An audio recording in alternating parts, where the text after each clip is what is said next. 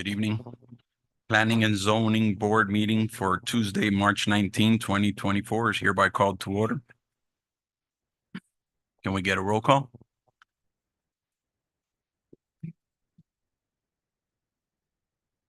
Board Member Barnes.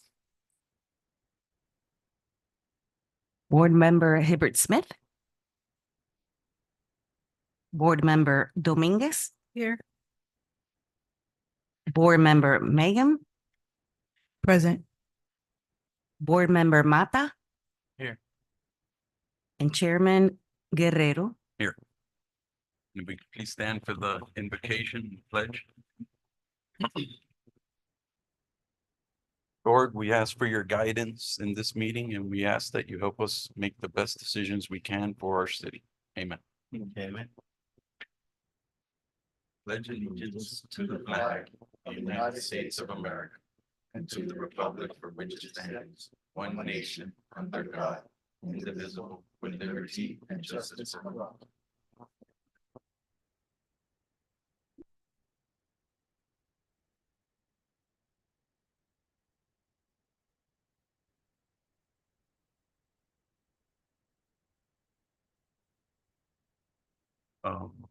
Can we get item number one read into the? Item number one on the agenda is an ordinance of the City Commission of the City of Opa-locka, Florida, providing for the approval or denial of a small-scale comprehensive plan amendment to the future land use map for a 7.58 acre parcel located at 1700 Service Road and identify it by folios 08-2122-005-2170, amending the land use designation for the property from low moderate density residential to an industrial land use designation, providing for severability, providing for an effective date.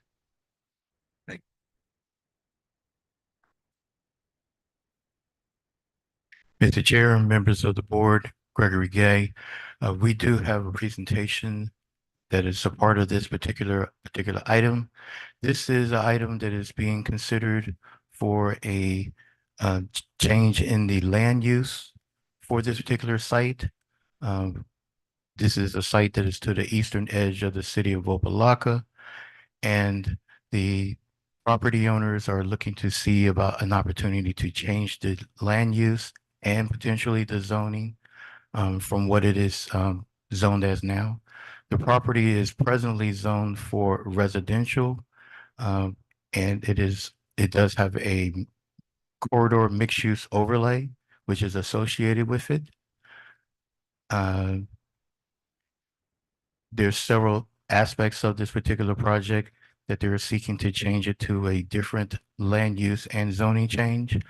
We do have members of the team that it's looking to make this proffer this particular change here, and they are here to make a presentation as it relates to the land use change. Chairman Guerrero? Yes. Yeah. City Manager Darvin Williams, thank you for your service. Thank you all for your service and your time here. The commission had recommended that I begin to attend the Planning and Zoning Board meetings whenever available to kind of give more perspective on the city's position on some of these items before they come to the commission. That's layman's terms for what are we doing down there? So I wanted to give you all some background and be clear on this particular project, as well as some other items that we have first. Thank you, Mr. Gay, for that a brief introduction. And we do have the team here for their presentation, but I want to give you all some clear flavor on this particular item. This is some of the only waterfront property that remains here in the city of Opa-locka. It's surrounded to the north by a housing development, townhome housing development. Directly across the street, it's single-family residential homes, and across the waterway, it's Sailboat Cove, which is also residential. So this is a piece of property that is surrounded by waterfront property that is surrounded by residential neighborhoods. And the contemplated zoning use would transform that to an industrial use that would contemplate a warehouse. right off of there on State Road 9. So want to be clear on what is being asked here, and that you have a clear understanding of the impact of putting an industrial warehouse mixed-use development surrounded by residential neighborhoods on waterfront property. To add an additional flavor to that, some of the property connected to this property is owned by the city of Opa-locka, and we are also looking to develop that for residential neighborhoods. So currently this is a residential neighborhood. The city of Opa-locka continues to want to see it developed as a residential neighborhood. Thank you.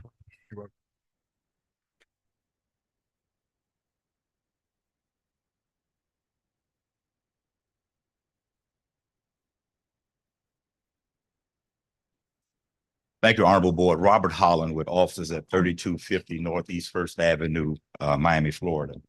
Thank you, Mr. Manager and staff, for the dedication that you guys show as well in the city. So this application was filed back in roughly October of last year. We were initially scheduled to be at a hearing before you in November. We were pulled from that agenda, and we've been asking to be heard by you. And so today we're here before you. We just received the manager's recommendation today, although it's dated February 29th. We just received it today. But actually the recommendation, when you look at it, and as I go through this presentation, you'll see that actually the recommendation is somewhat supportive in what we're doing when you look at the actual verbiage that's in this recommendation. First of all, if I can bring up the presentation.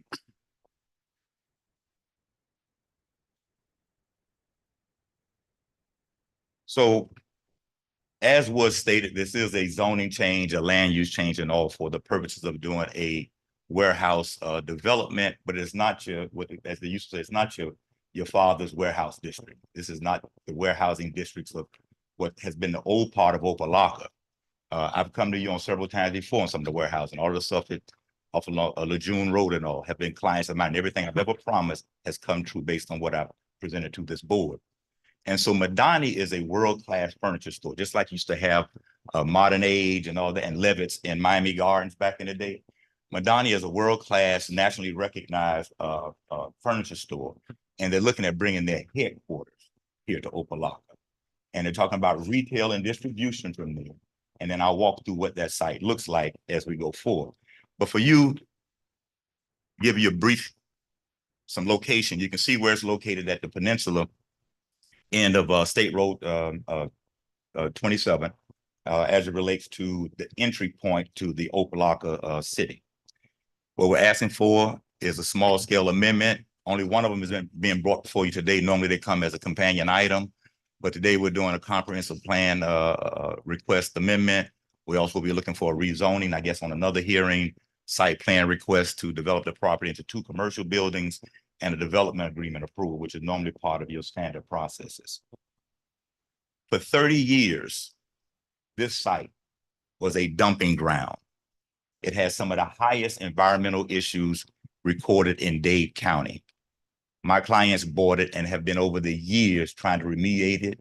There was a grant that Opa-locka signed on with us to help us get. There's been over $2.5 million spent trying to remediate this property. And that is not an easy task because the soil damage on this property is 40 feet deep. And so there's no way you can excavate all 40 feet and bring in new 40 feet of depth to this property. And that's important because that goes to the tenor of this property will never be residential. It would just be too impactful in this community to put residences on top of this property. So the next item, when you look at this here, there were several environmental studies done. So this is the phase 2. It's the phase 1 you go through. The phase 2 is when you get into the meat of everything. And as this here will tell you, is an environmental site assessment plan that was prepared by Terracon on behalf of the city of Opa-locka through a federal grant.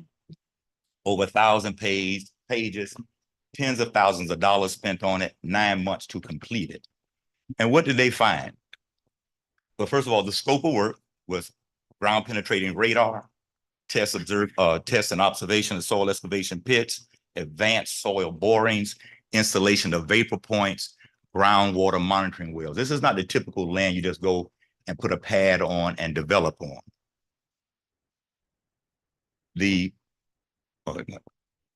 way they break the report up It's a residential threshold and there's a commercial threshold. These are the terminology, the acronyms at the bottom. But there's a residential threshold. What can you remediate that property to put residential on it? What can you remediate it to get commercial on it?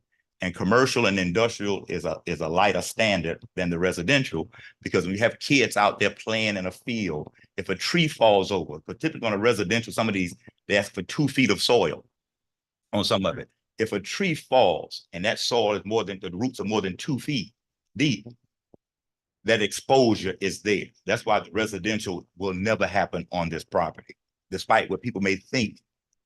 Theoretically, that's the reason you have this issue.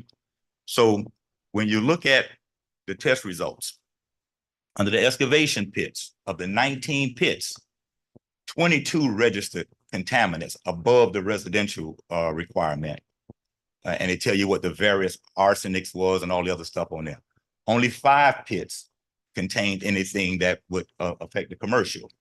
On the soil borings, 20 soil borings, 15 categories of contaminants under the residential, and you see only 3 on the commercial/industrial. Significant remediation was taken on all of this stuff to do this here. So there's been efforts going in. So you're talking tens of millions of dollars that will be required to even get this to a residential piece. And if you build residential on it, nobody could even afford to live on it. Even if it was big homes, you couldn't afford to be on this property in the residential, because you have to excavate so much stuff in order for residential to happen. And so staff says they're looking for a mixed use residential. Mixed use means commercial with residential above. If the residential is a no-no based on the environmental issues, and believe me, that will be all over the news about this property being developed with residential with these environmental concerns, even if you do some additional remediation. So the mixed use is commercial. So we tried to give the best blend of what everybody has been asking for. So just to give you some market activity over the years, because this has been going on for years, trying to figure out what's the best way of developing this property. And I think I passed out some flyers if the exhibits came to you yet. There's some exhibits here. Excuse me, for the record, Board Member Hibbert Smith is here.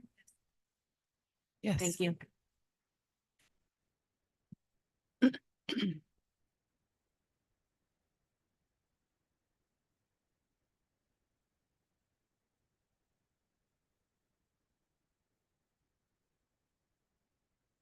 So in 2019, there was an attempt to look at this property for affordable housing, developed by the name of New Rock.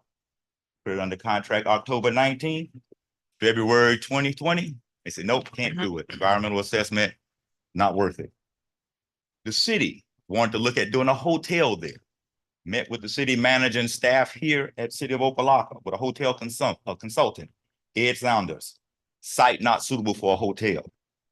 In 21, a developer wanted to put a contract on it for affordable housing again, the Richmond Group. In 22 February, can't do it when they got, because you have to disclose these environmental things to them. You have to give these reports to them. Now we'll pass, too much liability. In 2020, the Pote Group looked at using it for Pote homes instead of apartments, or they're looking at doing homes. A few months later, can't do it. Environmental assessment, not worth it. Lennar Homes, D.R. Horton related, Cornerstone, Landmark, all declined. All these affordable housing developers and housing developers, all declined. New Rock came back again in October 22. Said, now I can't do it. And as fate would have it, as I walked in today, I see a client who I represent on residential development. And he said, yeah, what are they doing? I hope they're doing industrial, because we had a contract on it. The environmentals was too high, we couldn't do it. And I say, isn't that something? As fate would happen. I didn't know they were even on the agenda today. And the name of their company was Florida Residential Solutions. So there's been an attempt to do this residential. Then the other thing that came up, make it a water park. Some activities, maybe the use from Opa-locka. Again, the contamination is not only on the land, it seeks out from the land into the water. So there's been some issues where they've been dealing with that as well, trying to deal with it. So the water park doesn't work. So what could we do to try to get Opa-locka close to where they want to be? So Madani came along And if you're going through Aventura, Midtown, they're in Texas and California, New York, several places. And this isn't, some piece together furniture. It's true designer furniture. It is a destination that people will come to. Madani said, you know what? We would like this site and we can move from Aventura and consolidate everything and make Opa-locka our headquarters and do something that would be fabulous there. And so we thought it was a great idea to bring one, it gives you this mixed use because it is commercial / retail. They're doing retail with the like Levitt's and Modern Age. So you got your showroom and you have your distribution centers in the back. And so we thought that was the best thing to kind of bring because it brings jobs to the community. And what people don't understand, particularly with some of the financial concerns that the city has had, the more residential you put in right now, the more obligations you have to pay from your tax rolls to support residential. When you bring in high-end distribution and warehousing, all those properties becomes donors to the community. They don't really use your police force. They don't use your trash force. They really use your fire. They don't really use your services. So the taxes they pay go into your coffers to help take care of residential concerns, park concerns, police, and everything else, because there's no restriction when that money comes in. So here's a development that, if built, will be putting millions back into your coffers, but not taking anything back out for the most part in services. If you do residential, you constantly have police calls. You have to provide trash pickup. It's code enforcement. There's a whole lot of stuff that goes into residential components. And so we thought this here was the highest and best use of the land, considering the environmental issues that are there.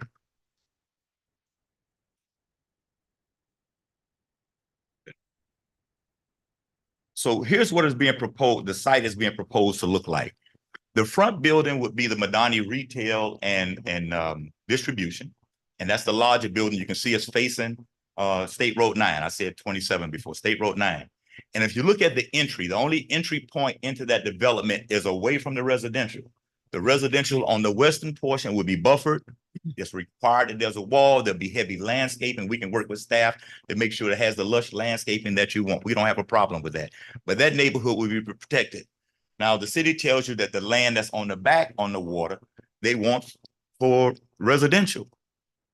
I proposed a townhouse developer about 3 years ago for residential on that land, and we're ready to do residential on that still. So this will not inhibit residential there if that's something they want to do.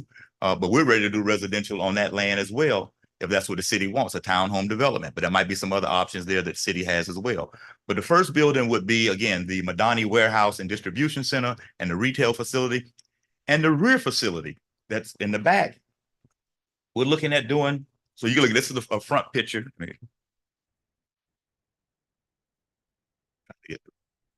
This is kind of what it would look like from the street level. And obviously there was more facade treatments that the city wants. We can do that. We also have a lighting package feature on this that at night, this place will glow and it will look like an iconic place in the city of Opa-locka when you come in. And so that is what that the front building will look like. And then what we're proposing in the back building is more recreation. So we're looking at maybe pickleball courts or indoor soccer fields that people come and lease out, or a bowling alley. If somebody wants to come and lease a certain amount of space for a bowling alley. All those could be recreational spaces. There's no need for Madani to have those right now. They will look at trying, how can we return some services to the community that we can get people willing to come in and rent those spaces out for? Maybe it's indoor gymnasiums. You know, you see, I think we have a picture of what one of those could look like. I'll come back to that slide. Battery's a little low on this. So we talked about a possible bowling alley. We talked about willing to participate in the job fairs of Opa-locka. Madani's going to be, they're willing to give a 10% discount to Opa-locka residents on all furniture purchases in the city. If you have your license or your residence here, you get a discount when you come to Madani's to get your furniture. We're willing to also hire people out of the community, not only at this facility, but the one in Midtown and the others while they're still going on. We can start that even before this is developed. As we're transitioning over, try to get those folk up to speed so that when the facility is built, they will kind of know the ins and outs of what's going on with the industry. And so we talk about paddleball courts, indoor soccer fields, indoor playgrounds. So those are some of the concepts that we thought about. We don't know if staff ever looked at it. So this is what the back facility could look like, these kinds of things. So you have something actually for students and residents and adults to be able to come to and have a good time on the site as well. These things would be allowed under this use as opposed to the residential component that you couldn't do. This is all indoor stuff. And so I want to go back. One of the things we also thought about was right here. When you come in off of State Road 9, you don't even know when you enter Opa-locka. So this is just an idea we came up. There could be a grander sign that you want. Welcome to the city of Opa-locka. So it becomes your gateway into the community as you come off of State Road 9. So you advertise Opa-locka. You're now entering Opa-locka. You have this beautiful edifice. It's all lit up at night. It's gorgeous. It has these recreational services in the evening. It has jobs in the daytime. It has the ability to be something very, very significant. Obviously, all of the things that'll be housed at the facility will be on that sign as well. But we just thought it should be something when you come into Opa-locka to know that you have reached Opa-locka, because we want this to be almost a postcard kind of thing. It used to be when you saw those arches in Miami Gardens, before it was Miami Gardens, when you saw those arches, you knew what that was. When you knew you were in Carroll City and you knew it was the furniture store. You knew that. And so we want to do something that's symbolic of the same thing when you enter Opa-locka through this way, that you kind of know it when you get in there.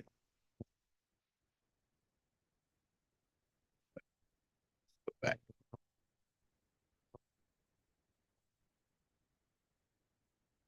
And so when you look at the new dedicated state road, we have access point off of State Road. We've already dealt with the FDOT for that.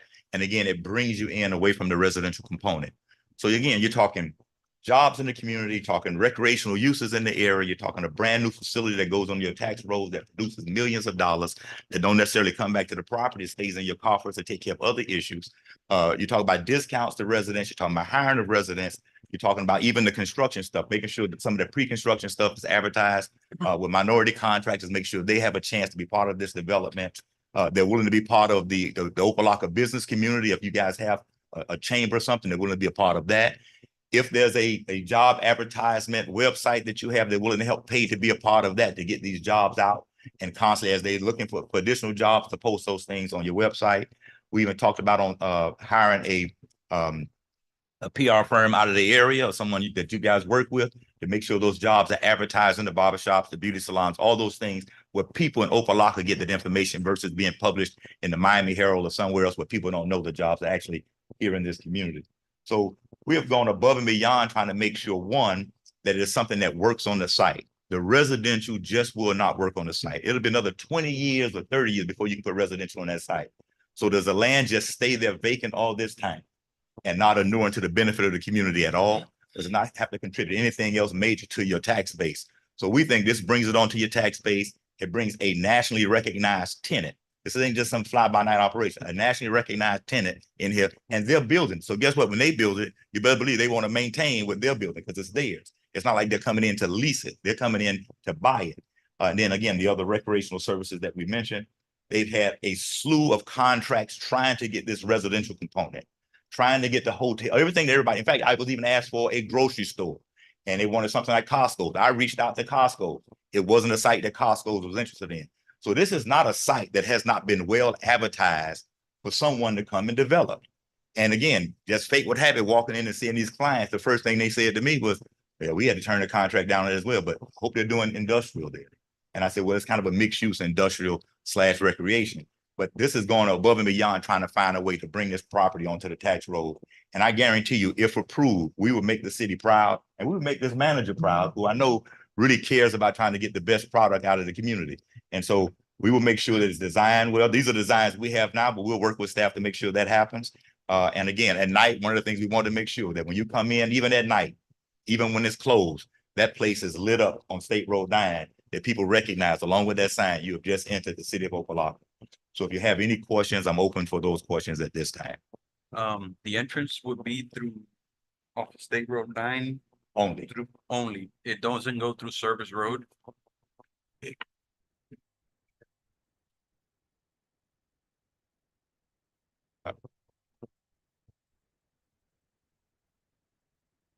Battery, not me. Yes. To the chair, yes, the entrance would cross Service Road. That wouldn't. Yes, the entrance has to cross Service Road. State Road 9. It actually would be coming in from State Road 9, Service Road. That portion is in essence a public right of way, where it can be other types of events and activities for that particular area, but it does sit back. So there is a green space toward the front. That is where service road, the right of way would have been if it would have been fully developed. Yeah, because there's the street where it's Yes. coming in, and then there's a house in the corner there. They would be buffered somehow, that street, right? So you can, There will be no entry point from that particular area it shows of you right state, with of Service Road. Where Service Road ends now at the property, it will continue to end at that location. Yeah, that cuts off right where I'm talking about. That's just to the west of this site. I don't know if you see that look. This is the only way you would be able to come into the property is off of State Road 9 this way. Yeah. And so the residential component here is buffered from any road access, vehicle access, and obviously there'll be a wall and heavy buffering in there with the trees and everything. And the rear building is all commercial leasable space, right? So Correct. there's really And no- smaller bays where you can do smaller things, bowling alleys, paddleboard, pickle courts or whatever, pickleball. How courts. many days do you have? They can be made to size, so it's flex Right. space, so you can make them the size. Okay. But it won't be a big tenant. Those will all be small base for those kind of uses. Dance classes, what if somebody wants to rent it for a dance studio, those kinds of things. Any other questions? Yes, I have a question. You mentioned a lot, regarding environmental concerns. So for residential, what's the difference for it changing to commercial? I mean, the environmental contamination is still there. I mean, it's not just gonna disappear because you guys, So most of it is Develop kind of it. capped more with asphalt. There's no kids playing out in the grass areas and all that stuff that is capped off.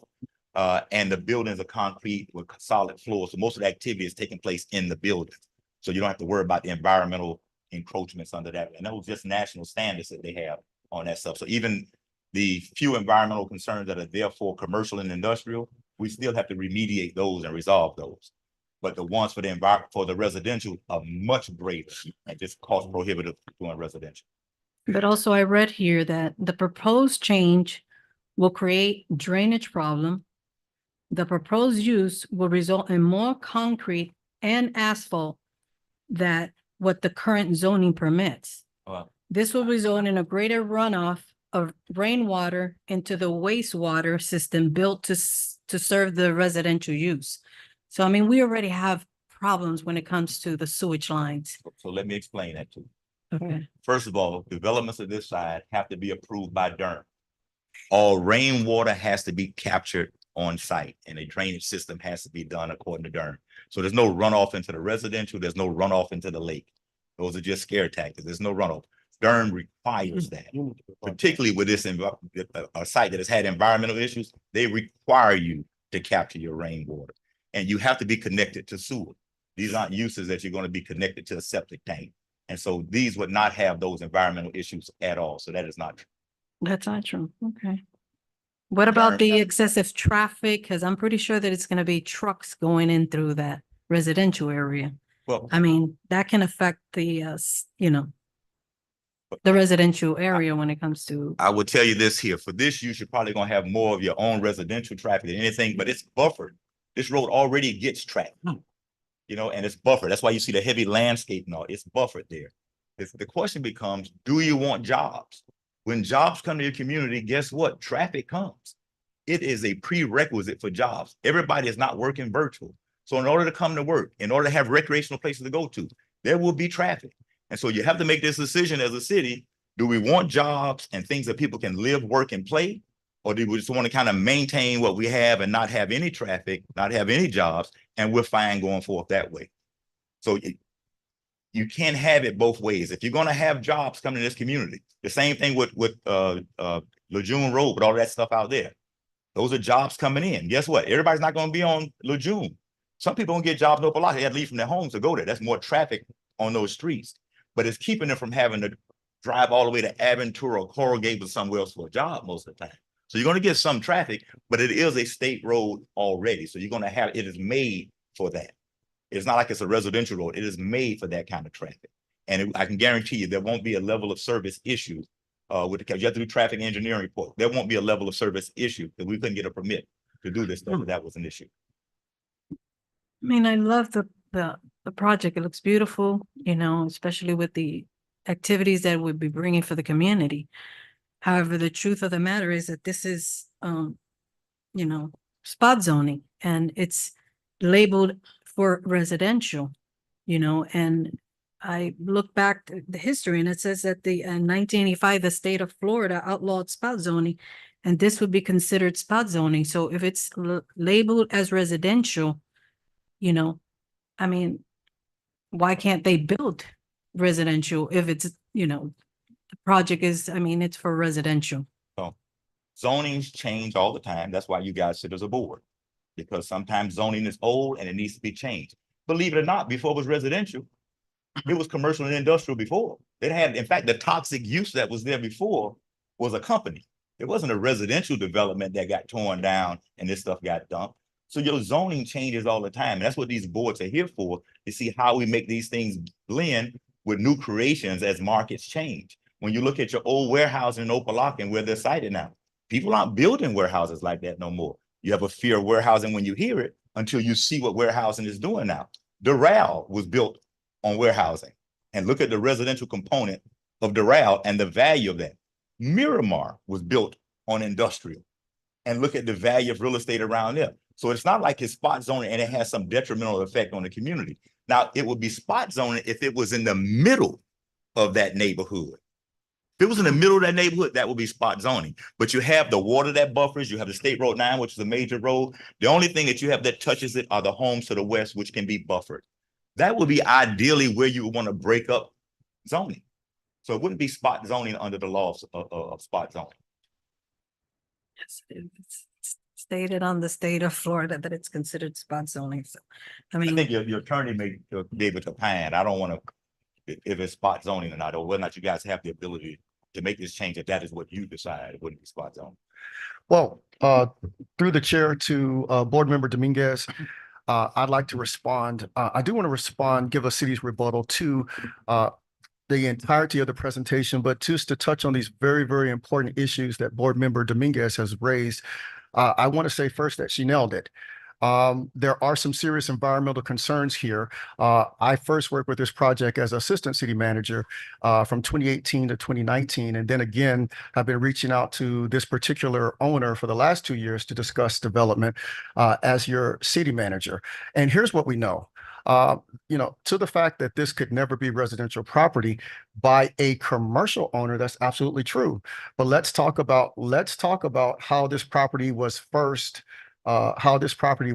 abated in the beginning. It was through a grant, as he stated, through the city of Opa-locka.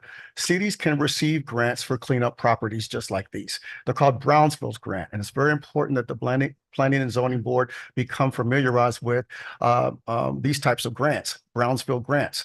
But you have to work with the city in order for us to secure these grants in order to clean up that property.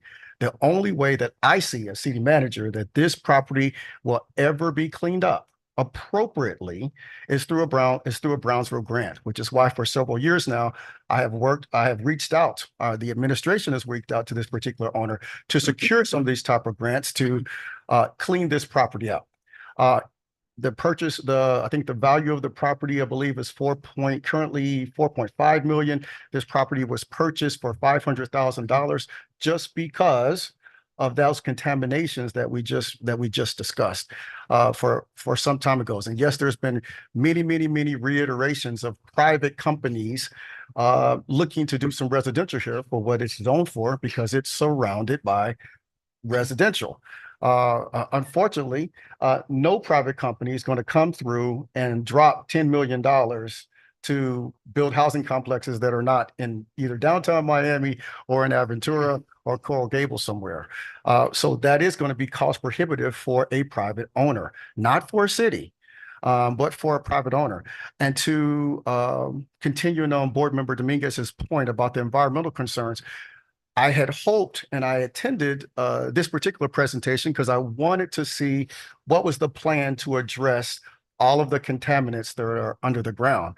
What we have here is more of a presentation attacking the city on while how we've tried to work with the team and what we can or cannot do or what we've contemplated, rather than to discuss the question that board member Dominguez has asked. The contaminants will still be under the ground. How does this change because you want it zoned for residential? Zoned for industrial complexes. It changes because then they get the permission to cap, to put, as board member Dominguez highlighted, a cap on top of all of those contaminants that will remain under the ground forever, surrounded by water, surrounded by residential neighborhoods. And that's how they would address it. Now, to Mr. Holland's point, they will still be required to go through DERM.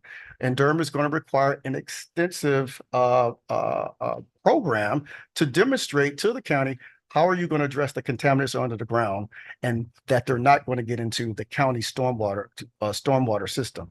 There has to be a system in place that has not been contemplated here, has not been seen about how that's going to be addressed.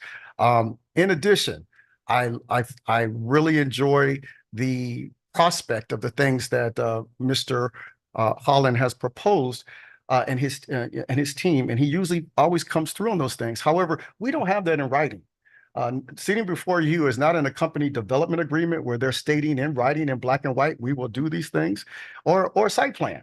So I think it's real important for the Planning and Zoning Board, when you're contemplating these things, to look at what is promised verbally and what has been committed to in writing. Now, I won't get into the legal issue of the spot zoning. I think board member Dominguez made a strong point there. You're able to vote on it based on your own opinions and your conscience. But I don't think the question is, and certainly not the question that's going to go before the commission, who I answer to, is, do you want jobs? I think the question is, and the question you must ask yourself, is this beautiful structure that's going to be well lit up at night. If you reside in one of those single family homes where the average square footage is 1,100 square feet, do you want to live by that? If the answer to that is yes, by all means, approve this project and let it move for the commission and let the commission deal with it. If the answer is no, vote accordingly. Thank you. If I may briefly, first of all, your process requires us to file whatever paperwork gets to this point, site plan, normally your development agreement, the development agreement given to us by the city, and we have a chance to go through that. Technically, all of them would be on the same agenda. But for some reason, 3 of them were left off and we're only here with this one today. So them not being before you today has nothing to do with us. That is your process as to why they're not here today. But they normally flow the zoning, the comprehensive development master plan, the development agreement, normally flow together. And if you look at your past zoning application, they always flow together. So we didn't exclude them. We didn't say just let one go and leave the others. That wasn't our call. So we're here only with what we can come with today.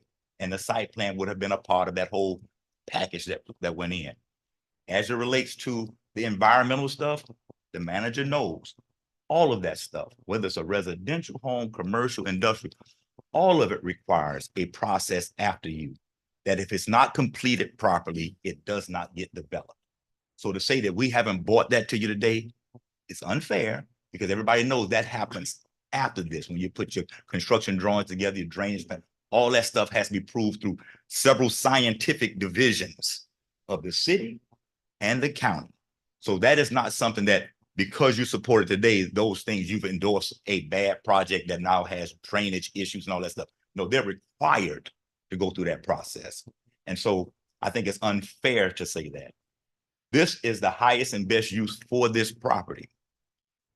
We've been playing this game about residential for a long time, and I've shown the number of times they've gone under contract. You don't think these folk would have sold this property and developed it? They're going to wait 7, 8 years to try to, no, they've been trying. They bought hotel. In fact, the hotel consultant was bought to the meeting by the city. Hey, we're willing. Hotel consultant came back, can't do it. We've been willing to work with the city on finding the highest and best use to get this here done. And so when now you get this national tenant to say we can do it, and we can do it with a flavor that would make the city very proud and have some recreational uses in there and to create the jobs and all those other things, those jobs are part of your development agreement when they bring that forth. And you better believe it'll be part of your development agreement. Has it ever not been? You've always had a part of your development agreement. So we can add some extras to that And I'm sure whatever I said today on those extras, they will make sure they hold me to that fire in the development agreement. The question becomes, how long do you want the property to linger with this hope? Because if you put residential there, guess what? There's stormwater drainage that's captured there, still on the same land. If you do residential, rainwater hits everything, still happens. There's more toilets flushing in a residential component than an industrial building. There's more traffic with the density they're talking about trying to do residential there than what you're going to get in this facility right now. So we're trying to, I don't want to make this personal because it shouldn't. I'm just saying we have done everything we could to try to get this residential component here. And that's why I say fate would have it, just run across these guys and they say, we had a contract on it too for residential.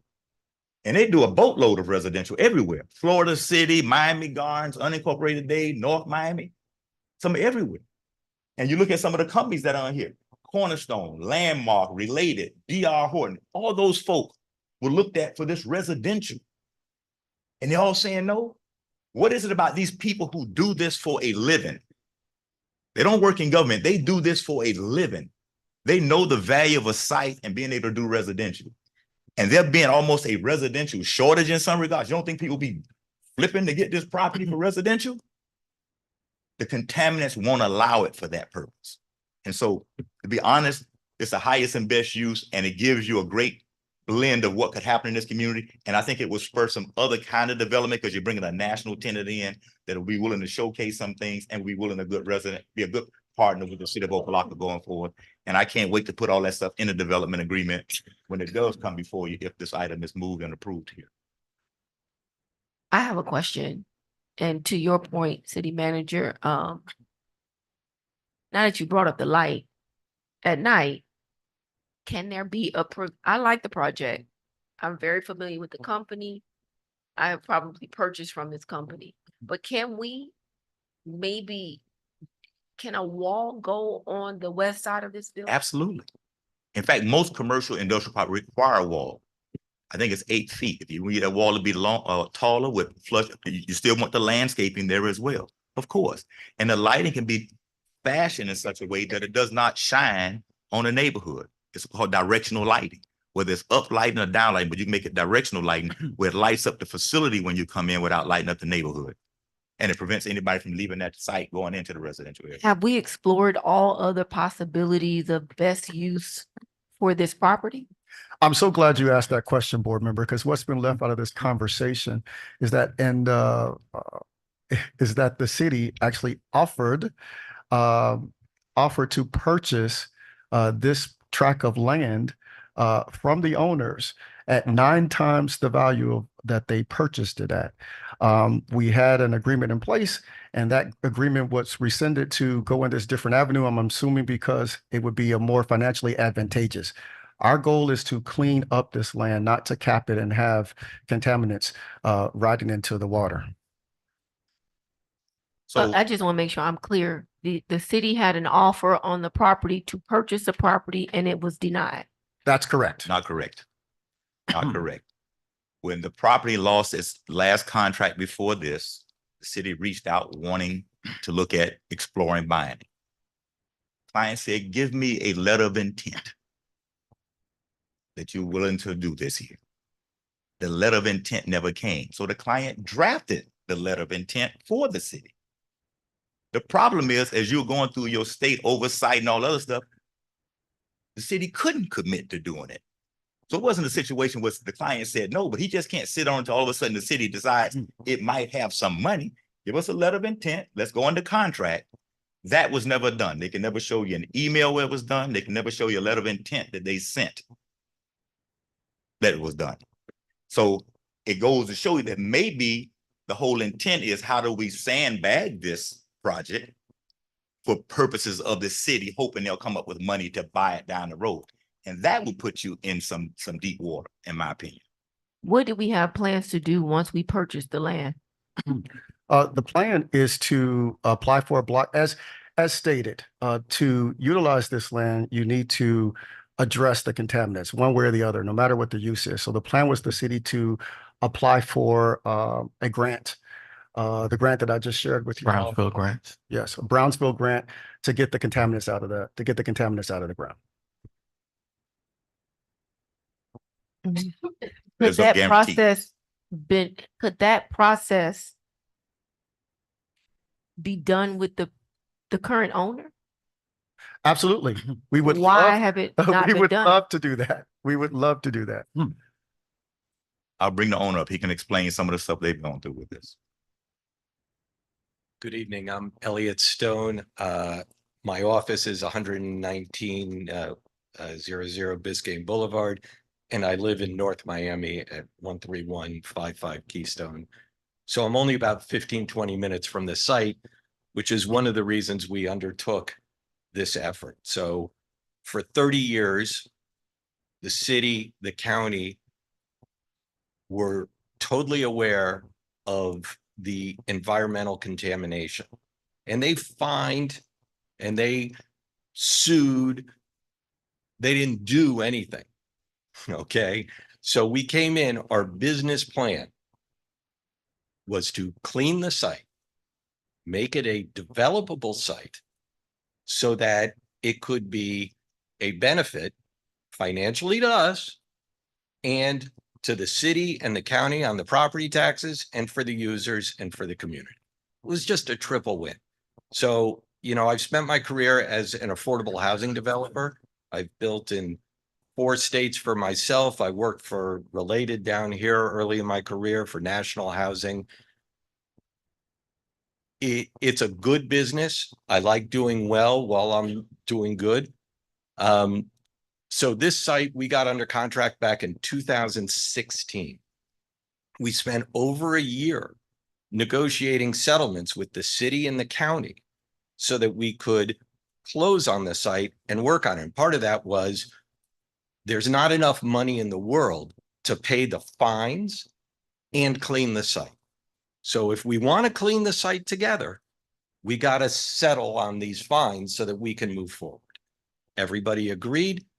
We paid the city almost $200,000 on code enforcement violations that occurred, I don't even know when, decades, right? So we were, but with the county, we paid for all of their excess time and labor because they should have never had to do that. And we settled on an agreement to clean the property. This is important. So everything that we've done has been under the auspices of the county. And we've gotten some tax credit review of what we've done for environmental tax credits. And early on with the city, before Mr. Williams was there, but Mr. Gay was there, and he's been a tremendous asset to the city and for us from the beginning. The city had a grant for environmental phase 2 work from the federal government. And they selected us as one of their sites, which was beneficial to us because we had to spend that money anyways. So the city's been a great partner to us. So I want to be clear. So everything we've done is under these guidelines. So you saw thousands of tires of every type. There was asbestos on the site. The very first thing we had to do was fence the site. And I mean, fence it along the water, fence it along the woods. And by the way, that's the border to the city. So it's not just woods over there, right?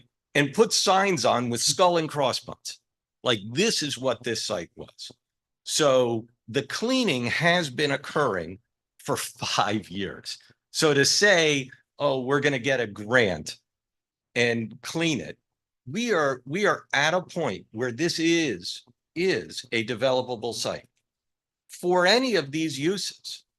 The question is, will the market allow for these things? Will the environmental issues cause problems? And what is the cost, right? Those are the 3 big components. And the reality is residential, and like I said, I was an affordable housing developer. The reason you saw all those companies there is I know people at every one of these companies. I don't want to develop it. I'm done with that. You develop it. This'll, you know, they can't get there. The intensity of development is for residential, the cost, The weight of the buildings is an issue when you go up for a hotel or for a large multifamily development.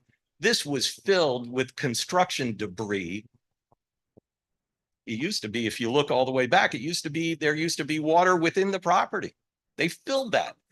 So it needs a relatively light building. There's just a ton of issues. The drainage issue, we've engineered.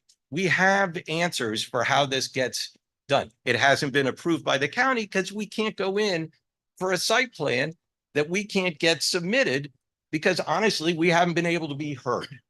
Okay, so this is wonderful that we're here in front of you today.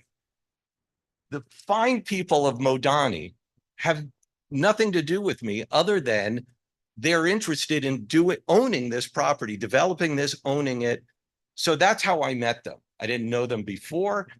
And it's a wonderful opportunity, as Robert has pointed out.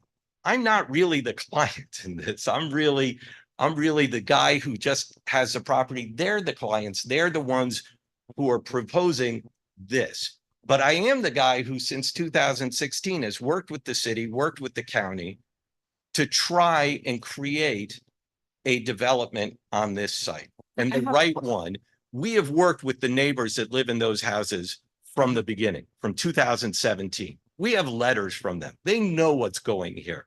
They're happy about it. Not everybody, because I can't reach everybody, but we have a number of them that we stay in close contact. So we have tried to be good community citizens because I live 20 minutes away. I mean, even when I sell this, I'm not getting away from here.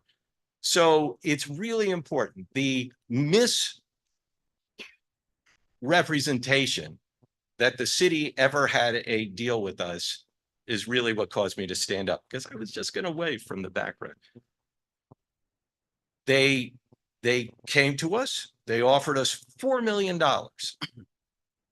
I had more than that in an LOI already. So it was already questionable ethically.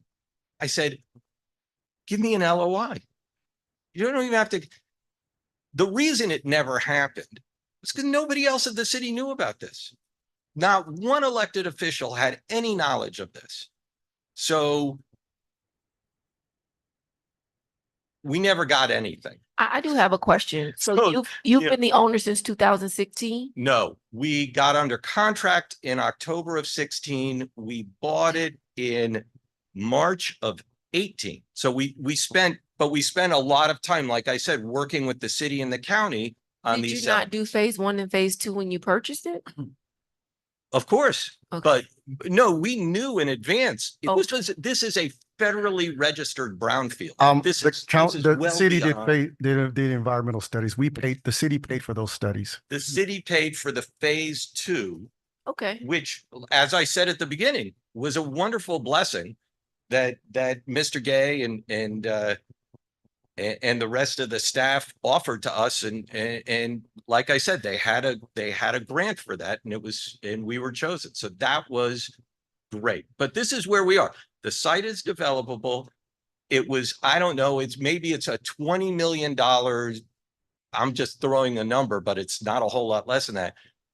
If you could even do it where you dug out all of the dirt 40 feet down into the water table's only this far down and tried to do something, it's may not even be doable. But I'll tell you this, we met in the city manager's office with a group that said they wanted to do that. And then they didn't show up. So they looked at it and they've done it in other places and they went away. So for, 8 years, we've been working with the city to bring the best opportunity for everybody. What was your initial intent? I just want to make sure I didn't miss that. My initial intent was I wanted to clean the site and sell the site for development. Simple, Gotcha. low labor in terms of hiring people, because I just finished doing development. So I'd kind of released the development company, and this was something that I could work on. It's close to my home, so I could do it myself. And that was always the plan. So I always wanted to find an appropriate user. And the very first people I went to were affordable housing developers, because not just because I am one, but because I could see that that could be a really good use in this city, because I love what I did, right? This is a great use for the city of Opa-locka, period. It is on the boundary of the city. So there's only the residential on the one side, and we've been working with them from the beginning. So Did we send a letter of intent to the owners? So the answer to that question is no. And the parties are quite aware of why that occurred. I do not execute letter of intent for I believe it was either $4 million. And what they sent over, we had a verbal agreement for $4 million, and they sent back one for $4.5 million. So that was the first issue. And we have emails of that record of that. The second issue is that I informed them that this is something that has to come to before the commission. And I gave them dates that we would have to send that to the commission, and they were unwilling to wait to allow that agreement to go before the commission. And that's exactly what I was told. Well, I don't want to listen. He's making good efforts on behalf of the city. I don't fault him. I tried to work with them. It really couldn't happen. As I said, I already had an LOI for substantially more money and this is where we were. But I did talk to. What's the current offer? Current offer is 4.7 million. Okay, gotcha. Which is not as I said, we put a couple of $1 million into the land. And I think it's not irrelevant to say that the property tax assessor had it for 300,000 when we paid $500,000 and put a couple $100,000 in immediately on settlement. So I think we've been a pretty good partner throughout. But before you is this a good opportunity for the city? The only thing I want to say related to what I heard earlier was the traffic issue for trucks. And again, the trucks, part of the, and we've gotten approval from FDOT to create an entry with a long decel lane. So the trucks would be coming in and out only through State Road 9.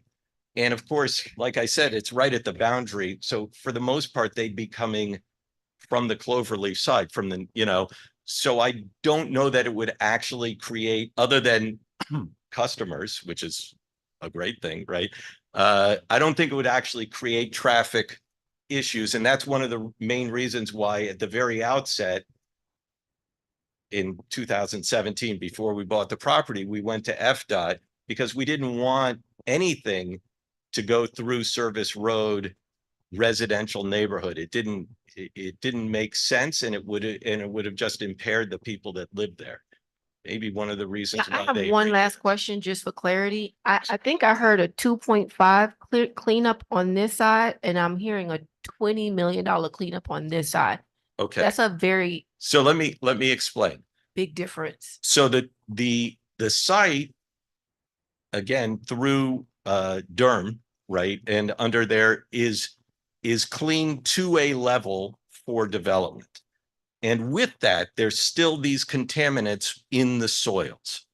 You can't get rid of all the soils. We got rid of all the rusty metal. We got rid of all the tires. We got rid of all the asbestos, all the things that everybody let sit here for decades, even though they knew about it, which just as a private citizen is offensive. But so the end, because they sat there for so long, it's all in the soil. So what this dream is that you would take take 7 acres, 7.5 acres of land away and put 7.5 acres of land that's clean in we it. have something written saying it's going to be 20 million, and is it really 2.5? It's a very big, large gap. And do we have evidence, quotes? So board member, the 20 million is a guesstimate. They have not presented to the city a cost estimate of $20 million to clean up the site. That's one. It- If I may finish. Sure, please. Thank you. And then we're gonna be done. And so when I was providing you the numbers is that the they purchased the property for 500,000. The market value is 4 million. They report, and I believe them, say that they spent $2 million cleaning it up. So they've got $2.5 million in, and they're looking to flip. The city offered them 4 million, the market rate. We declined, and we did decline to match the offer for 4.7. That is true. So they have proceeded with the better offer of $700,000 more, with the hope that this board will agree to put an industrial complex beside that residential neighborhood. Okay, I think Mr. Gay has his hand up. sure. We have really belabored this for a little while now, but I think we need to cover a few points. When this whole process began, and you were the purchaser of the properties, one of the things that we did introduce at that time is that this particular property was located within our community redevelopment area. So there were opportunities within the CRA as well as other financial opportunities for the cleanup of the property. Everybody knew that it was a Brownsville site. Everybody knew that there was going to be some challenges in relationship to that, especially if you're going to do residential development. We even had a mixed-use overlay placed over the site to allow for a variety of uses to occur on the site. And one of the initial proposals that was offered was to do an apartment complex with the hotel component and the retail piece facing State Road 9. And everybody gravitated toward that particular initial design and said, yes, this is what we would like to see at the gateway for our city. So we need to just let that be known. Secondly, regardless of the fact that it's a brownfield site, there are several brownfield sites throughout the entire nation that have residential development on it and mixed-use development on it. We got 2 right here in South Florida, Dania Point, Midtown Miami. Those are my examples and standards as to what can possibly be dealt with and done on those particular sites. Maybe not necessarily to a 20 and 30 story scale, but something that could be very representative of the needs and wants and desires of the city of Opa-locka.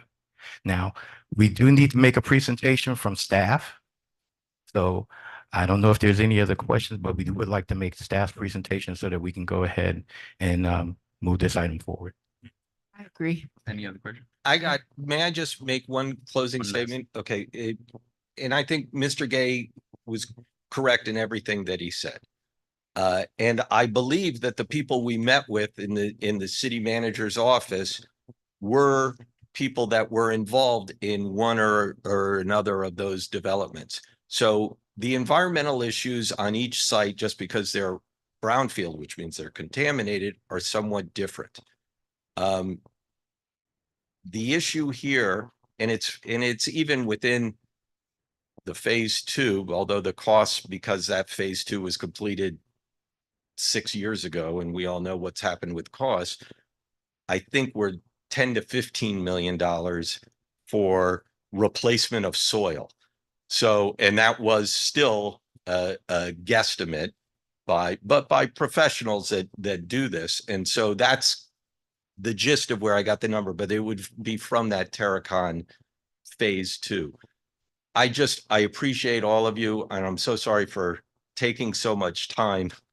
I wasn't going to say anything. So, Thank you. All right, staff.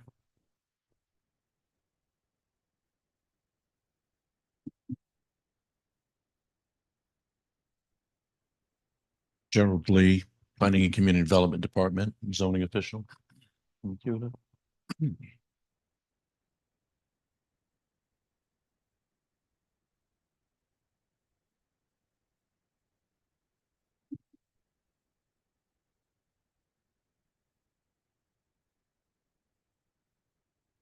Okay. We all know what this has been discussed so far. And I don't want to belabor the point, but the city's position. Wait a minute. Okay.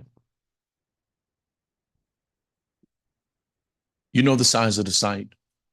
You know that the current owner would like to develop what they have already said that they would like to develop. We already know that they have complied with the requirements of Durham with the cleanups that they've done. We appreciate that. We have worked with them to get to this point. The city put an overlay on the property to have mixed use to go with the residential component that's there. The city's view of the site is that even though it's at the eastern edge of the city, it is proximal to residential uses on every side. Even the side where there's water is townhouses across that water. So the city would like to protect the property and not have it be intrusive to the neighborhood and be compatible with the things that are there. As it relates to the development that they intend to make two commercial or a commercial and an industrial building. I understand that it may be because of the new construction that it's a duck, but it doesn't quack like a duck. It's industrial. And so it's going to bring to the site the things that the city's intended direction is to not have industrial next to residential. In so many words, it would be, in our opinion, spot zoning, and we would not like to go in that direction. We would prefer to have a residential commercial component happen at this site, and that's what we would like to see there. Okay. I separated the request that they've submitted because that's the only one that we're dealing with tonight, and that is the land use change, because we wanted to be sure that we address this first.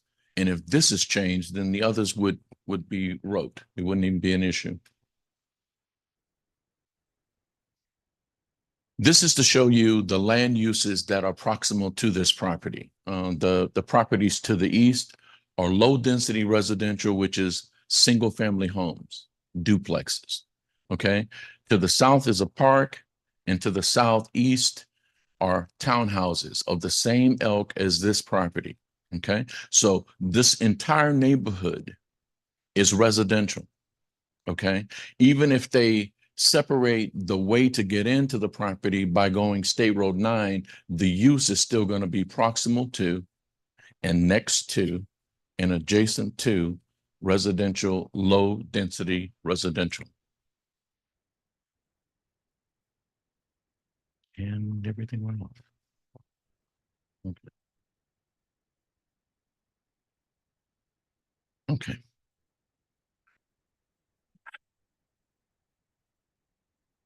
Let me make sure. Hold on.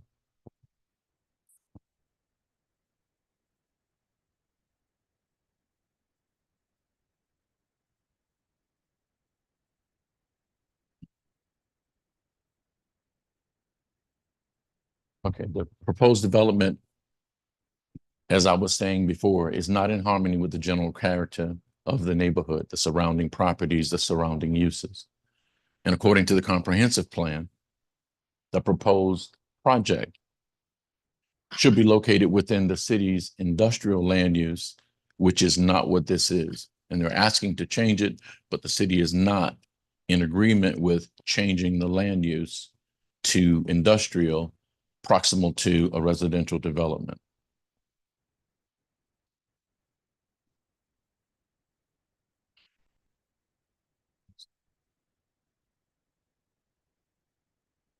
From the capital improvement department, they talked about the stormwater management practices and how that would come into play to be able to deal with the fact that we have contaminants that have not been dealt with that are going to be capped. And so they still remain viable within the property because there has to be some other remediations. What the city is asking for is the complete remediation and removal of the contaminants so that we don't have to tip around not opening the contaminants up, even though we're capping it. The capital improvement thing, they also said that no tree planting on the ground to avoid water infiltration. The stormwater pollution protection plan must contain a narrative evaluation of the appropriateness of the stormwater management practices. The last one is the required measures will need to be highly site-specific due to the conditions of the vegetative swales that are in an option and the collection and reuse of the stormwater. What that gets down to is even on the edges of the property, there can't be waters that flow away from the property site. And you've got to deal with the fact that there may be leaching that will go on underground because the contaminants haven't been removed. They've just been capped. What we're looking at is not just the pie in the sky decision to not allow the change in use from residential to industrial, but the fact that what we would like to see is the dealing with and the resolution of the contaminants that are underground, and not just the capping and kicking the can down the road of not dealing with the issue that is really at hand.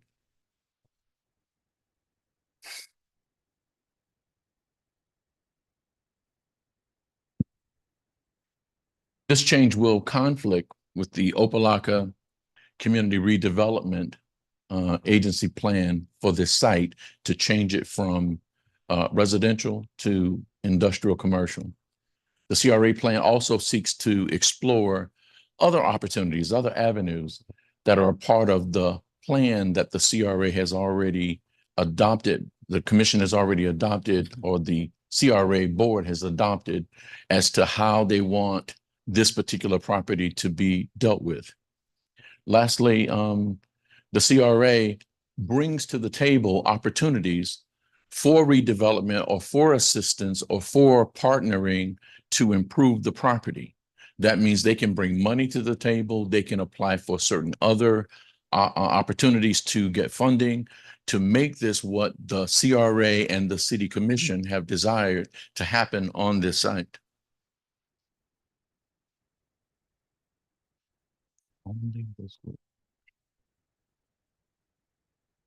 The Public Works Department has reviewed this plan, and they've also determined that the proposed development requires, as I said before, not only just the encapsulation, but they've got to resolve the contaminants that are on the site.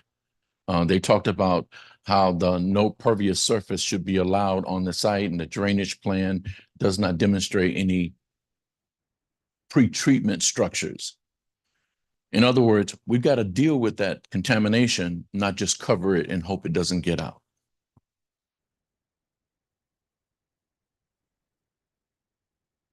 Okay, a retaining wall should be built such that you treat the runoff, make sure it doesn't go anywhere else. After redevelopment, the site will require an ongoing treatment of the stormwater runoff. Here we are again. The same issue is if we don't deal with the contamination, we're going to always be trying to contain the contamination because it's still underground. After review of all the components and the parts and the pieces, staff recommends denial of this request for the comp plan change, because what we really want is for the property to be dealt with concerning the contamination, not the continued cover up or remediation of it. Thank you, Mr. That concludes.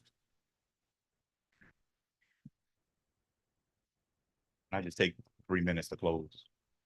Awesome. If, let's just propose that these buyers were building a residential area, they would have to go through planning and zoning, they would have to go through Durham, they would have to go through WASA, and the whole 9. Would the city be pleased with that? Is that the direction that we would want to go? If these buyers were building a residential, I heard Mr. Gay said we were building a hotel and we were all for it. I don't know the difference between a hotel being next to my house and Madani being next to my house. So why we were okay with a hotel, but not with Madani? Let me answer that. The hotel was not contemplated under this administration, nor would it ever be. I believe that was in 2017. 2017, 2018. That was in 2017, several years ago. The site is, it's private property. So it's not a matter of pleasing the city. It's a matter of being in congruent and, being in compliance with our laws and regulations. This site is zoned residential. The city is against it being rezoned to industrial commercial.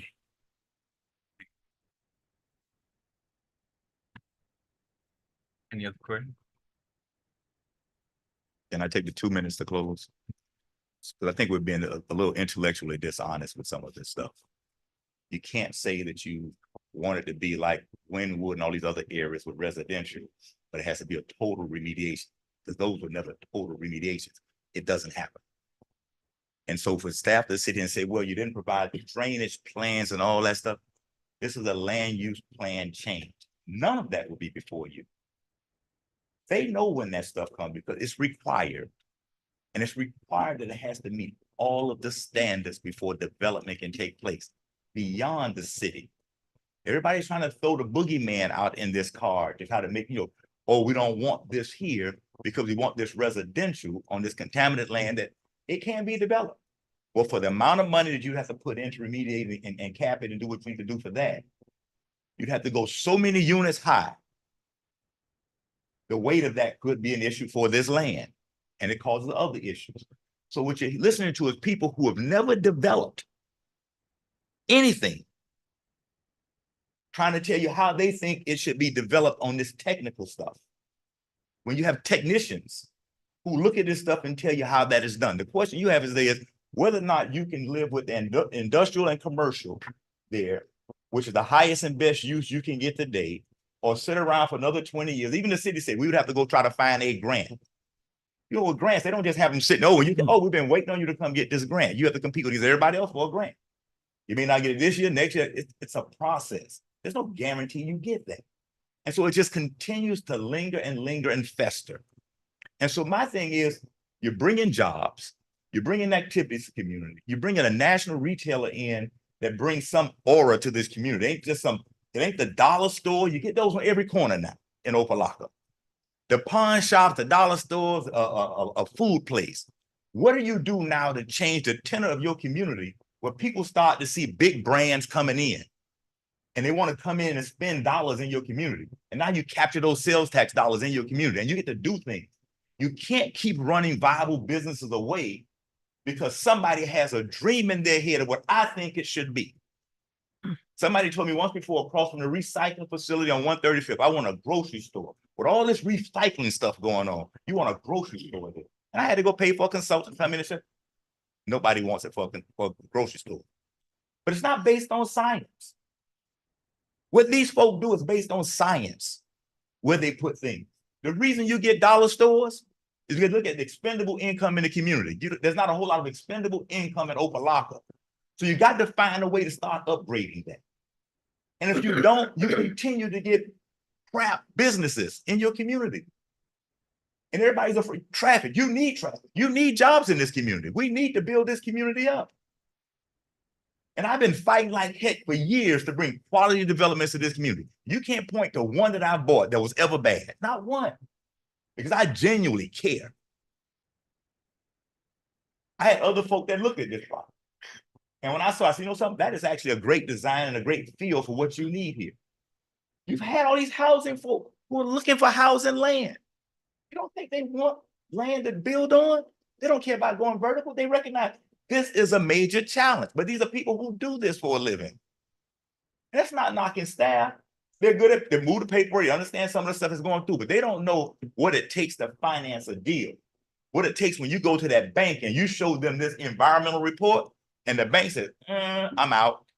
Because no developer is sitting with 20, 30 millions in their pocket to do this. They have to go out to banks, pension funds, and everything else and pitch these things to get them done. That's how these deals get financed. And when you walk in with this kind of stuff, I'm out. It's like Shark Tank. I'm out. I can find another project in Idaho, Nevada, Georgia, somewhere else with less issues and put that same amount of money in and probably make a greater return than taking a chance on this here. You have somebody willing to take the chance with their money. This ain't Madani trying to build up something. They're willing to take the chance with their money to go in and finance on their credit of all the other businesses to make this here happen. This is a real project, not a dream. So I would ask that you give serious consideration to upgrading the city, bringing some jobs in, bringing about some things that really this community can be proud of. And I guarantee your residents will start looking to see these national brands in their community versus having to go somewhere else all the time to spend their money and be disrespected. I'd rather come in my community and get respected and have this in my community. So that would be my take. Can we put something in place? Because what I'm hearing is that you guys want the contamination out. Can we put something in place where they are still responsible for clearing the contamination? The whole purpose. And then build their structure? I mean, No, we're not able to do that. The whole purpose of why they're requesting the zoning change is to bypass the requirements to clean it up for residential. That's the whole purpose. So it would defeat the reason why they're here to do that. They're looking at exorbitant costs, and I do agree with them. And as I stated at the top of this meeting, I do have the agreement that private developers by themselves will never be able to clean this up. Nobody's going to, and I agree, nobody's going to dump $10 million or however $1 million it is into this property to clean it up the way we believe, the city believes it needs to be clean. And let me say that in defense of the administration, this current administration, I have been stated by many of the developers as the most business development friendly city manager that the city of Opa-locka has ever had. Every developer that has come into the city has said that. We started off with 10 CIP. We never had more than 10 CIP projects in the city of Opa-locka before this current administration. We currently have 50 CIP projects, capital improvement projects in the city of Opa-locka. In addition, currently, within the last 2 years, we have pushed forward over $372 million in development projects, very similar, both industrial and affordable housing. We've also written for the city the first affordable housing project. I have been very active and will continue to be active with whoever the owners are to help with development. I personally go out and meet with the banks. I bring banks in to meet with the developers, private developers. The city receives nothing for that service. It's not something that we charge for. It's because we want to see all of the property owners develop their sites. So the notion that we have some pie in the sky or some nefarious reason for being against this project, we're just upholding the laws, and we do not believe that this is the best use of that property. do we have the capacity as a city to clear out that property? We would, I heard someone say in the audience, no, but the funny thing is, they've already been the recipients and beneficiaries of the Brownsville grants that we would apply for, as well as support with the CRA to clean up this property. So there is a ways and means for governmental entities to clean up properties just like this, as Mr. Gay stated earlier. Ready? Thank you. Okay, we're gonna open to public hearing. Public hearing closed. Can we get a motion on item number 1?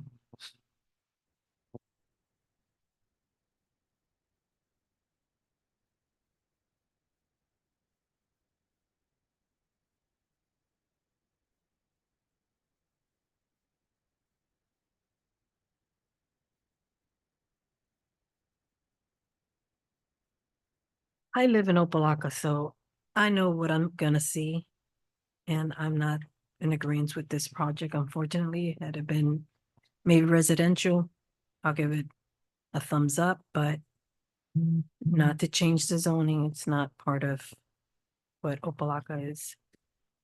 Mr. Chair, Yes, if I may make a comment. sure. What's before the board tonight is not a rezoning. They have submitted all of those applications.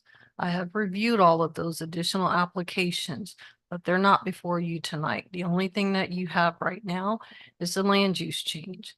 And that's the decision. You guys are making a recommendation to say this is go forward to the commission or not. If this goes forward to the commission, those other items will be brought back before you, the rezoning, the site plan, and the development agreement. And all the conditions that were discussed here tonight, if it's the desire to have them in the agreement, they'll be in the agreement. You can consider all those additional items. But I just want to be clear, there's been a lot of discussion about rezoning. Rezoning is not on this agenda tonight. Through the chair to the attorney? Yeah. Thank you for that, Madam Attorney. Could you explain to the board the significance and the purpose of the land use change? Yes, on the land use change, you guys are making a recommendation. This is legislative for the board as well as for the commission. You get to make the decision when it's appropriate to change from the residential that's there now to this industrial.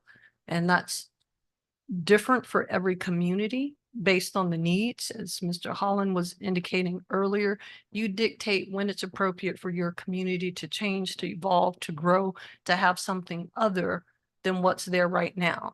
If you believe it's time to make that change, then that's a motion and that's the vote you make.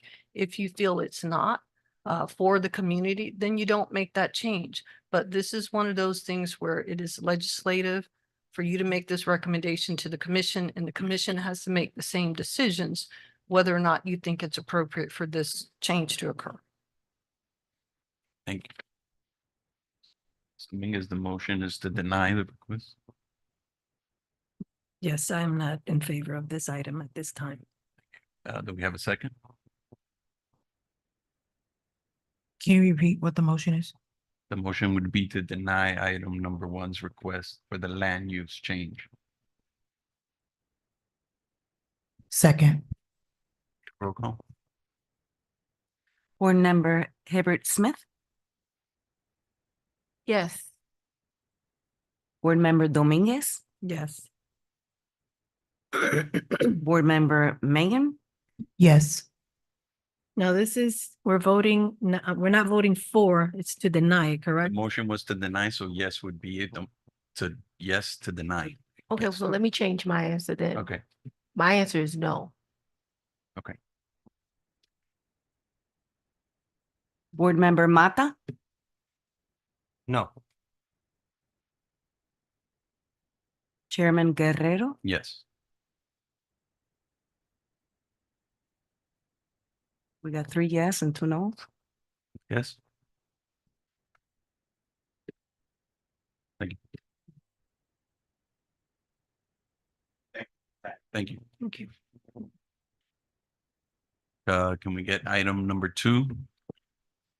The next item on the agenda is an ordinance of the Planning and Zoning Board of the City of Opa-locka, Florida, recommending the approval or denial of the request to close, vacate, and abandon the alleyway between the two properties to the north, identified by folios number 08-2121, 005, 0320, and 08-2121, 016-0060, and the two properties to the south identified by folio 08-2121, 004-1300, and 08-2121, 004-1290 for the construction of a 7-story, 89-unit multifamily mixed-use apartment building on 4 vacant parcel site at 125 Perez Avenue, 111 Perez Avenue, 103 Perez Avenue, 100 Perez Avenue in the B2 zoning district and within the historic downtown Opa-locka district, providing for approval, providing for Scrivener's errors, and providing for an effective date. Thank you. Mr. Chair, Yes, Mr. Key. Gregory Gay. This particular application is being proffered by Florida Residential Solution LLC. They do possess 3 properties that have an alleyway that is bifurcating 2 of those properties. And the purpose of this particular application is to have the alleyway vacated in order for them to have a wholly complete property for them to do the development that they anticipate to build at this particular site. We do have presentations by My name's Oscar Urbine. I'm the civil engineer and land surveyor. Urbine and Associates, 5723 Northwest 158th Street at Miami Lakes. This is actually something that was skipped over before the last meeting that we had with y'all for the actual development that was approved for the apartment building that will span not only these parcels, but also a city-owned parcel. And that's all I wanted to say. There's really not too much since it was previously approved. It was just an oversight. So in order to actually get this to happen, we'd have to close that one small alleyway. And there's no utilities within it. And it's basically, that's it. So the alley is owned by the city, correct? It is a public right of way, correct? Okay, so is there a cost on this? Cost? Yeah, I mean, if the city owns this property or this alley, So with regards to the closure of right of ways, it's not that uncommon. In Miami-Dade County recently, I actually did have an alleyway closed that went through commission and it was approved for closure. Most importantly, it was just checked that there weren't any utilities or any sort of other concerns, effects to traffic and things like that. Okay. In this case, the original planning of the city is very peculiar in that there's many small alleyways, many of them for utilities, and most of these blocks in this general area that have a small, like almost a center core to the blocks, if you've noticed on the drawings. And they're kind of hindering to some extent in the development of the city, just because we're considering smaller buildings and such when this was first planned out. But there is no cost or purchase or anything like that. There haven't really been. I haven't seen that in other municipalities either.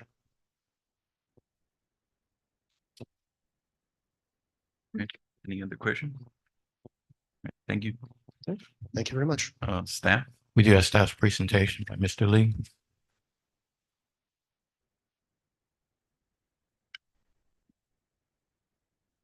Gerald Lee, Planning and Community Development Department.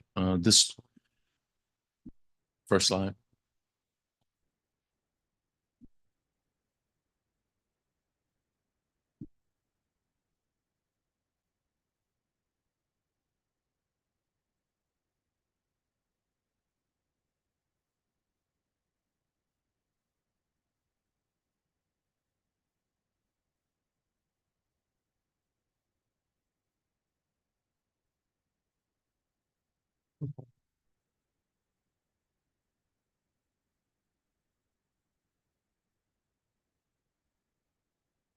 You know that this is the request to vacate the alley.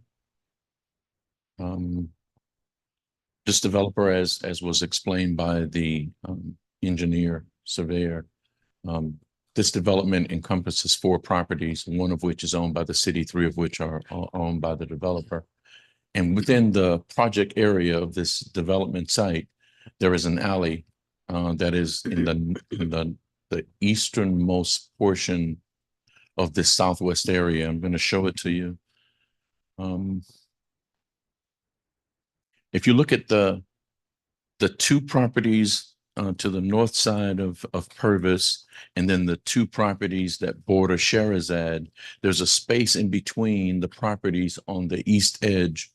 That's the area that we're vacating, not the entire alley, just the part of the alley that's where the building is going to be.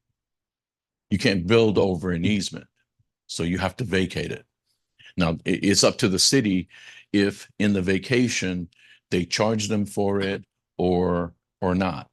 But the vacation has to happen, and a part of that vacation and their acceptance of the property may be a conveyance with a charge.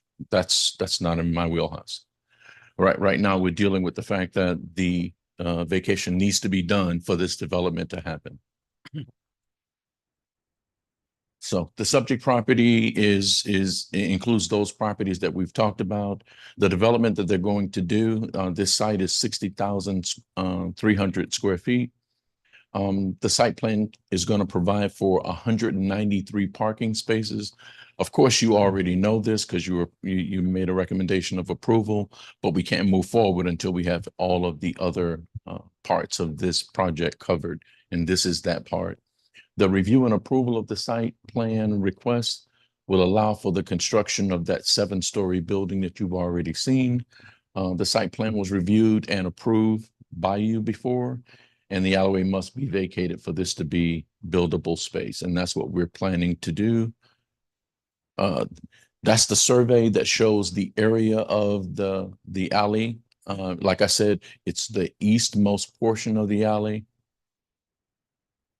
And in between their properties, not the city property. It's the south part of the site. That's what it looks like from Sherazad. The red section that you see in that drawing, that's the part of the alley that is being vacated. That's the overlay of the downtown, historic downtown zoning. Staff recommends approval of this vacation. We have no issues with it, and it's a part of what's already been approved. Thank you, Mr. Lee. Any questions? No, any staff recommendations or city manager? Oh, thank you, Chair. This is an item that the city supports. As again, I'm glad that an item that we do support is on the agenda tonight, so you can see we're not the devil. This is actually a project that the city solicited under the current administration. We had an affordable housing initiative workshop where we invited all of the developers to come to the city of Opa-locka to look at the opportunities that we have here to develop our city. The owners here were reached out by the then executive director for the CRA to participate in that project and provide us a proposal. They provided us a proposal that we've been working together to assist them with moving forward. And this is one step in that process.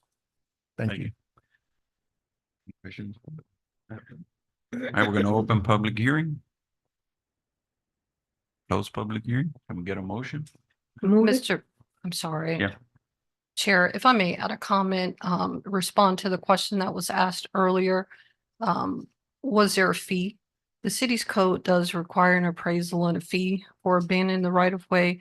I don't see the exact code number now. I was having issues pulling it up, but that information was provided to staff. The question was raised, was there going to be an appraisal and a fee paid for it? Just for the record. Mr. Lee, you have any information on it?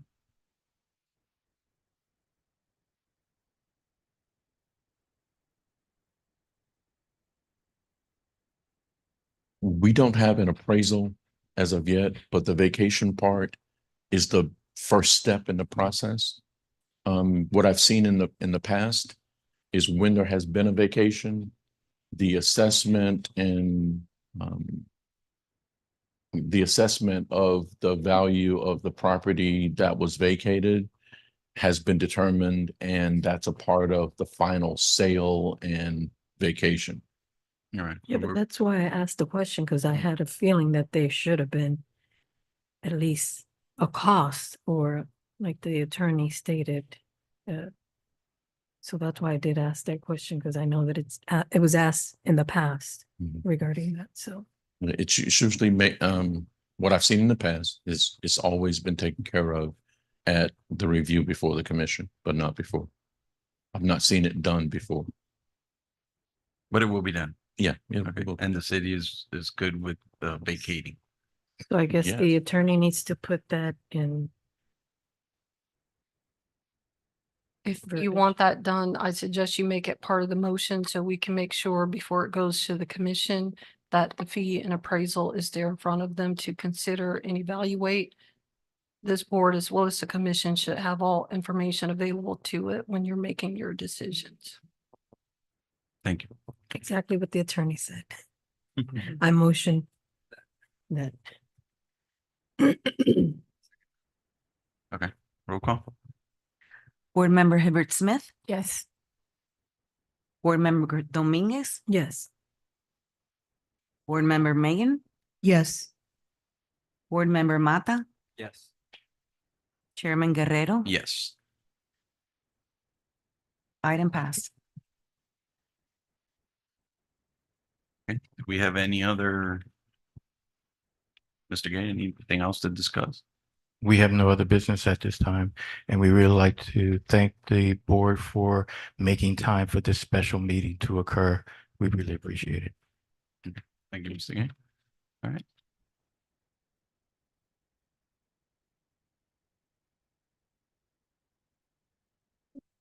Everything good? We'll make you abreast of when the next PZAB meeting will take place. We'll be polling the board. All right. Thank you. Okay, meeting adjourned.